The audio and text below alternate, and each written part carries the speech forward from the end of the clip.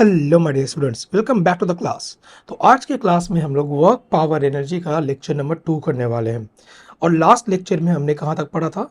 Last lecture में हमने पढ़ा था कि work done positive, work done negative and work done zero कब कब होता है। तो अगेन मैं फिर से चाहूँगा कि एक बार थोड़ा सा रिवीजन करवा देता हूँ लास्ट क्लास के बारे में। तो सबसे पहला, किसी भी बॉडी के ऊपर वर्क डन हुआ है ये हम लोग कब बोलेंगे? मान के चलो किसी बॉडी के ऊपर आपने फोर्स लगाया और बॉडी अगर डिस्प्लेस हुआ है, बॉडी का अगर किसी एक पोजीशन से दूसरे पोजीशन पे जाना हुआ है, तब बोलेंगे कि yes work is done on the body, right. तो अगर हम लोग किसी बॉडी पे फोर्स लगाते हैं और बॉडी का डिस्प्लेसमेंट होता है, तब हम लोग बोलते हैं कि यस बॉडी के ऊपर वर्क डन हुआ है। अब ध्यान से सोचना कि मान के चलो कि फोर्स के डायरेक्शन में हम लोग डिस्प्लेसमेंट के डायरेक्शन में हम लोग फोर्स नहीं भी लगा रहे, डिस्प्लेसमेंट बॉडी का कहीं और हुआ है और हमने फोर्स कहीं और लगाया था, तो उस केस में हम लोग वर्क डन को 3 स्पेशल केस में डिवाइड किए थे। तो पहला जो केस था वो केस था कि जो वर्क डन होगा ये पॉजिटिव होगा अगर दोनों के बीच का जो एंगल है, ये एंगल अगर हमारा 90 से छोटा हो, ठीक है। और इसी स्पेशल केस में एक और केस में यहाँ पे दिखाता हूँ कि मान के चलो अगर वर्क डन यहाँ पे दोनों के बीच का एंगल अगर यहाँ पे हम लोग 0 लेते हैं, ठीक है।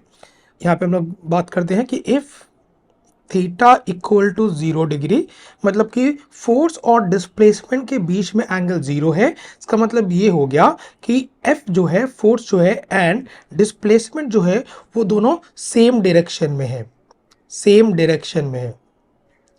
तो अगर दोनों सेम डायरेक्शन में है तो वर्क डन कितना होगा? वर्क डन हो जाएगा simply F into S, right. तो अगर हमें वर्क डन निकालना है उस केस में जिस केस में दोनों force and displacement same direction में, मतलब कि दोनों के बीच का एंगल अगर 0 डिग्री है, तो उस केस में हमारा वर्क डन हो जाएगा F इंटू एस ओनली। दोनों को हमें सिंपली मल्टीप्लाई कर देना है।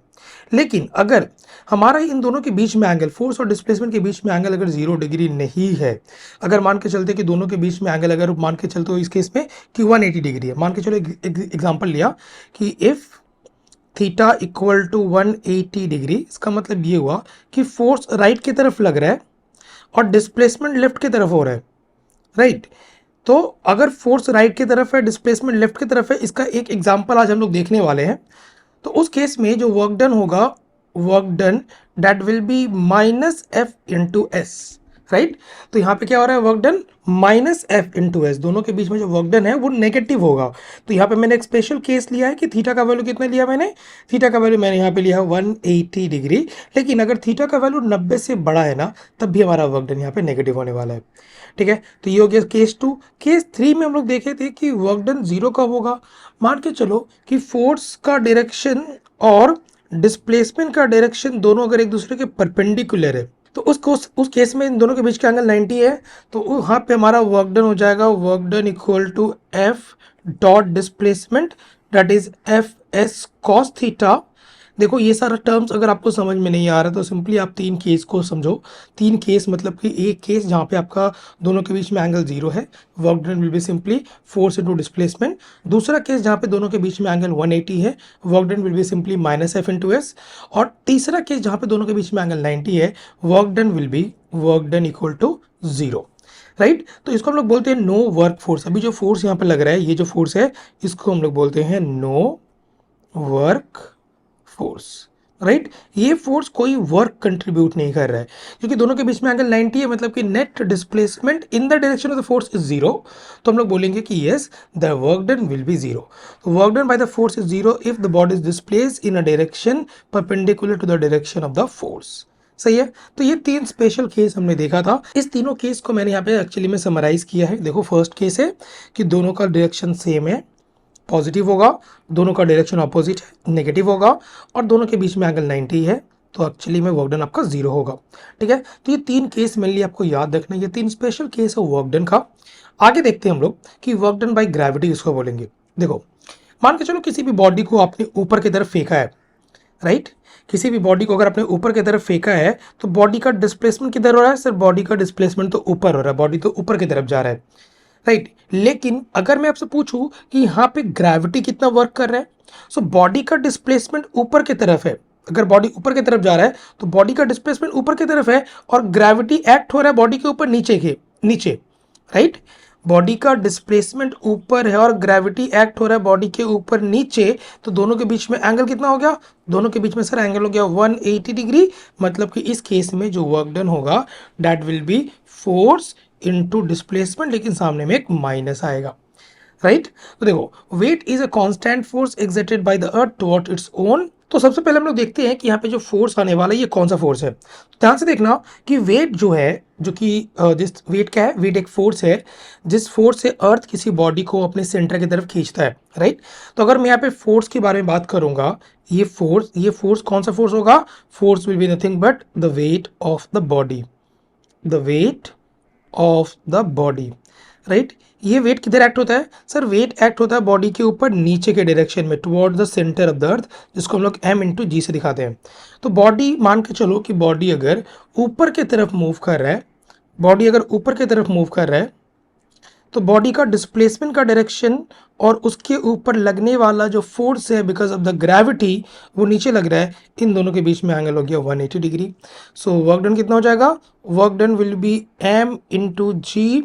मान के चलते हैं कि s डिस्प्लेसमेंट हुआ है ऊपर के डायरेक्शन में, सो एम जी एस सामने में एक माइनस होगा, राइट। तो ये हो गया हमारा work done by the gravity. तो work done by the gravity अगर मैं पूछूँ कोई भी बॉडी अगर ऊपर जा रहा है, so work done by the gravity will be negative. लेकिन ऐसा भी तो केस हो सकता है कि कोई बॉडी नीचे आ रहा हो। तो कोई बॉडी अगर सपोज नीचे आ रहा है, सपोज मैंने ये वाला केस लिया, तो कोई बॉडी अगर नीचे आ रहा है तो फोर्स भी नीचे लग रहा है, बॉडी का डिस्प्लेसमेंट भी नीचे हो रहा है। सो वर्क डन क्या होगा, work done will be M G into S only. इस केस में आपको मिलने वाला है वर्क डन पॉजिटिव, राइट। चलो तो हमें मेरे यहाँ पे मेनली दो केसेस ही पढ़ना है कि कोई भी बॉडी अगर ऊपर गया, फोर्स नीचे लग रहा है, फोर्स कौन सा फोर्स है, दैट इज एम जी। अगर मान के चलते ऊपर में डिस्प्लेसमेंट एच हुआ है, so the work done will be minus M G H, right. Similarly कोई बॉडी अगर नीचे आ रहा है, फोर्स भी नीचे लग रहा है, बॉडी का डिस्प्लेसमेंट भी नीचे हो रहा है, so the work done will B positive, right. तो इसको हम लोग बोलते हैं work done by the gravity. इसको हम लोग कैसे दिखाएंगे, एक को दिखाएंगे माइनस एम जी एच से, दूसरे को दिखाएंगे प्लस एम जी एच से। क्लियर, ये एम जी क्या है, अगेन ये एम जी आपका फोर्स है, ये एच क्या है, ये एच आपका डिस्प्लेसमेंट है। सो आई होप यहाँ तक क्लियर है, work done by the gravity clear है। Work done by the gravity का मेनली आपको दो केसेस याद रखना है। फर्स्ट केस जहाँ पे दोनों के बीच में एंगल जीरो है, जहाँ पे बॉडी नीचे आ रहा है, डिस्प्लेसमेंट मतलब नीचे हो रहा है, फोर्स भी नीचे लग रहा है। दूसरा केस आपको याद रखना है कि बॉडी ऊपर जा रहा है, फोर्स नीचे लग रहा है, बट बॉडी का डिस्प्लेसमेंट फोर्स के अपोजिट डायरेक्शन में हो रहा है, तो आपका वर्क डन नेगेटिव होने वाला है। क्लियर, चलो आगे बढ़ते हैं और देखते हैं कि यूनिट्स ऑफ वर्क क्या होता है। तो जैसे कि मैंने बताया कि वर्क डन का फॉर्मूला, वर्क डन का अगर मैं बेसिक फॉर्मूला बोलूँ that is force into displacement. तो बताओ फोर्स का यूनिट क्या होता है, फोर्स का यूनिट होता है हमारे पास न्यूटन, अगर मैं ऐसा के बारे में बात करूं, और डिस्प्लेसमेंट का होता है हमारे पास यूनिट मीटर, राइट। तो ओवरऑल इसको हम लोग बोलते हैं न्यूटन मीटर, न्यूटन मीटर। लेकिन न्यूटन मीटर को ही हम लोग बोलते हैं जूल, राइट। तो ओवरऑल वर्क डन का जो यूनिट होगा दैट विल बी जूल। ये होगी आपके बात एसआई सिस्टम में। लेकिन अगर मैं सीजीएस में बात करूँ तो सीजीएस सिस्टम में अगेन फोर्स का यूनिट होता है डाइन और डिस्प्लेसमेंट का यूनिट होगा centimetre. So this is dyne centimetre और इसको हम लोग बोलते हैं अर्ग, राइट। तो मेनली हम लोग यहाँ पे दो सिस्टम ऑफ यूनिट के बारे में पढ़ने वाले हैं, नॉट टू सिस्टम, दो तरह के यूनिट के बारे में पढ़ने वाले हैं। एक को बोलते हैं हम लोग एब्सोल्यूट यूनिट ऑफ वर्क, दूसरे को हम लोग बोलते हैं ग्रेविटेशनल यूनिट ऑफ वर्क। तो सबसे पहले एब्सोल्यूट यूनिट ऑफ वर्क क्या होता है, जैसे कि मैंने बताया अभी कि सीजीएस सिस्टम में एब्सोल्यूट यूनिट ऑफ वर्क होता है अर्ग, ठीक है। अगर मान के चलो आपको वन अर्ग डिफाइन करना है तो कैसे डिफाइन करेंगे, तो वन अर्ग is the work done when a force of one dyne, ठीक है। तो वर्क डन अगर मेरा वन अर्ग है, इसका मतलब ये हुआ कि फोर्स इनटू डिस्प्लेसमेंट कितना है, वन है।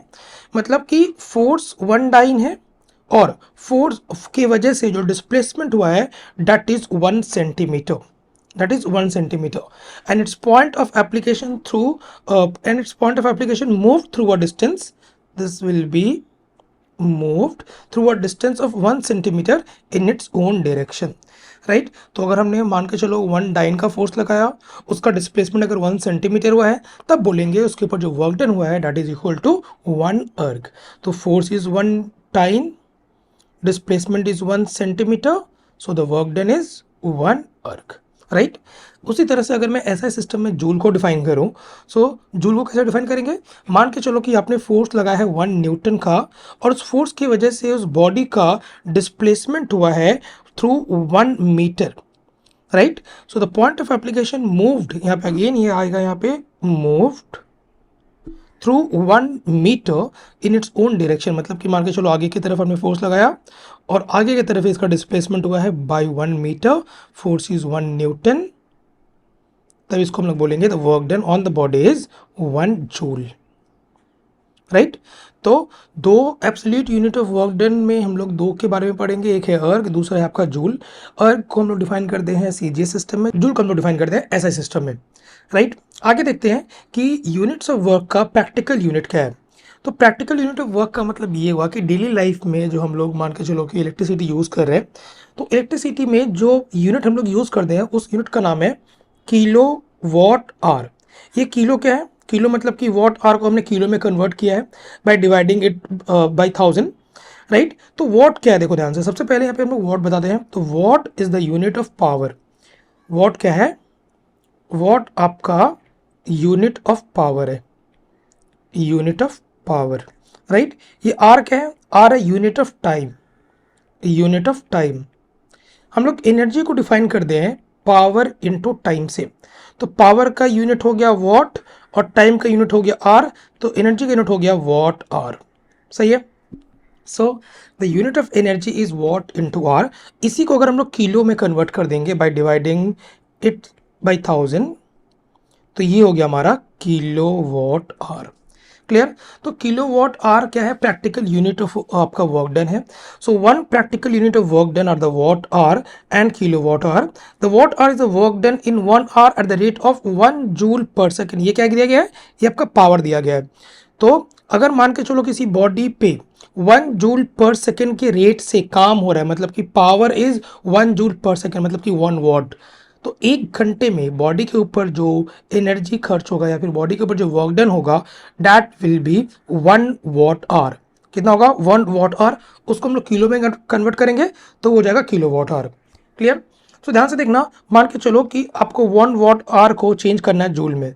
सिंपली आपको करना क्या है कि इस आर को चेंज कर देना सेकेंड में। सो 1 × 3600, तो ये हो गया वॉट इंटू सेकेंड, इसी को हम लोग बोलते हैं joule.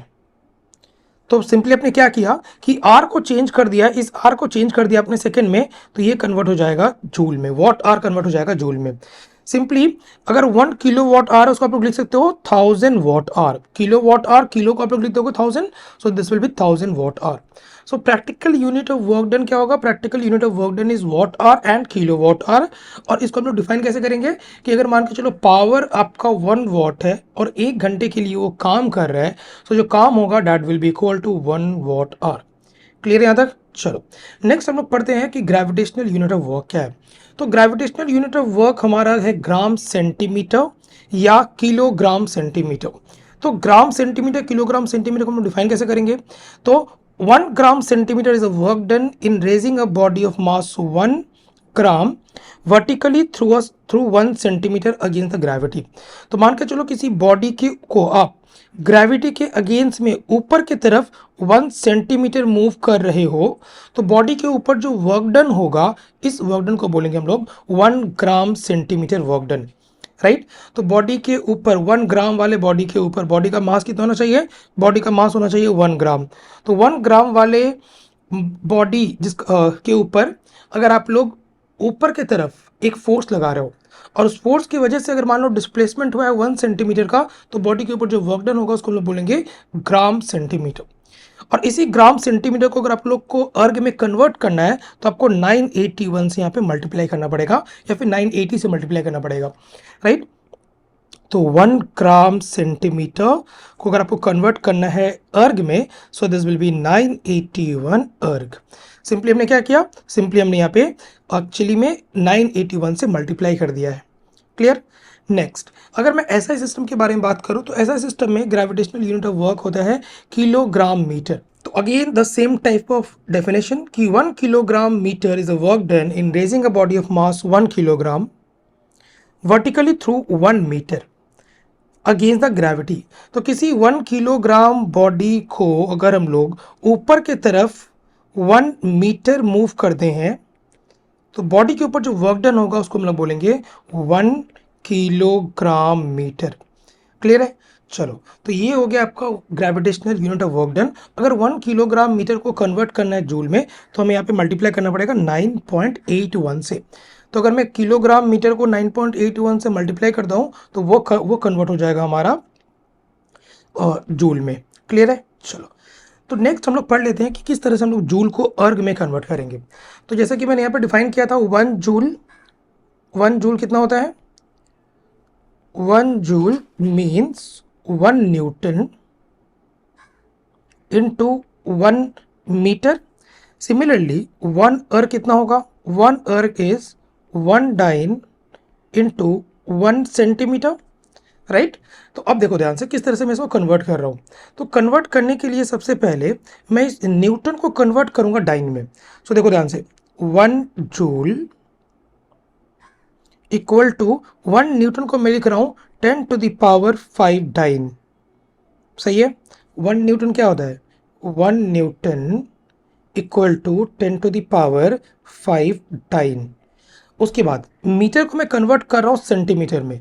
So this will B 100 centimetre. तो ये कितना हो गया? 10⁻7 डाइन सेंटीमीटर। और इस डाइन सेंटीमीटर को हम लोग बोलते हैं अर्ग। सो दिस विल बी 10⁻7 अर्ग। सो 1 जूल इक्वल टू 10⁻7 अर्ग हो गया। क्लियर है? बताओ। तो ये हमने जूल को अर्ग में कन्वर्ट कर दिया। तो ये प्रोसेस आपको याद रखना है। तो आज के लेक्चर को हम लोग यहाँ पे ख़त्म करते हैं। नेक्स्ट लेक्चर में अगेन हम लोग कुछ एग्जाम्पल सॉल्व करेंगे और फिर स्टार्ट करेंगे हम लोग next topic, that is power. So thank you so much students, will see you in the next video.